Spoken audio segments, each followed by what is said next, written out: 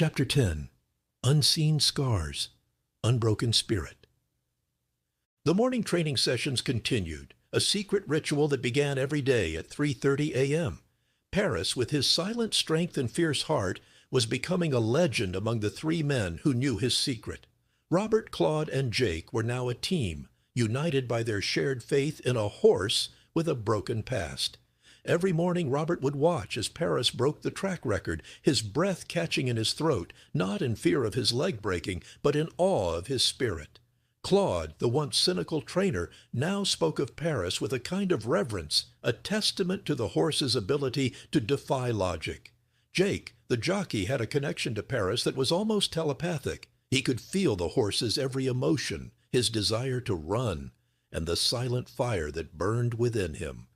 However, as Paris's training progressed, a new challenge emerged. The tilted hoof, while not breaking, was causing a subtle strain on his leg. Claude was worried. He knew that in the high-stakes world of horse racing, even the smallest injury could become a catastrophe. He had Paris's leg x-rayed, and the results showed a slight weakness, a tiny unseen crack that could shatter at any moment. "Mon ami," Claude said to Robert, his voice heavy with concern. "We must be careful. We can run him, yes, but we cannot push him. We must not break his spirit, but we must protect his body." Robert understood. The training became less about speed and more about endurance, a delicate dance between pushing the horse and protecting him. One day, after a particularly grueling training session, Tiffany and Mary came to the stables for their weekly visit. Tiffany, now comfortable in the stables, went directly to Paris's stall. She saw the horse's tired face, the sweat on his coat, and the slight, almost imperceptible tremor in his leg.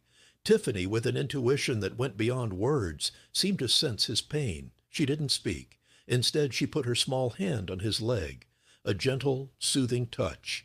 Robert and Mary watched in silent wonder. This simple act of empathy, a child reaching out to an animal she had bonded with, was a profound moment. Tiffany, who had always struggled to understand the emotions of others, was now able to sense and respond to the pain of her friend. Tiffany's bond with Paris had given her a new perspective, a different way of experiencing the world. She had always been a quiet observer, but now she was a quiet protector. She would sit by Paris's stall, and when she saw him looking tired, she would bring him a treat, a small act of care that showed her deep understanding. She started to draw pictures of horses, not just any horses, but horses with tilted hooves, a subtle acknowledgement of Paris's flaw. It was a beautiful, heartbreaking, and inspiring sight. She was not only healing herself through her connection with Paris, but she was also helping to heal him, to see him not as a broken horse, but as a horse with a unique story, a story that was still being written. The three men, Robert, Claude, and Jake, now had a new and powerful reason to believe in Paris. It wasn't just about the race, the money, or the glory. It was about Tiffany, the quiet child who had found her voice and her empathy through a horse with a birth defect. Paris's physical flaw was no longer a sign of weakness. It was a symbol of strength. It was a reminder that true champions are not born perfect, but are made through perseverance, heart, and a love that defies all odds. The story was no longer just about a horse with a famous father. It was about a horse who had become a son, a father who had become a believer, and a child who had found her voice.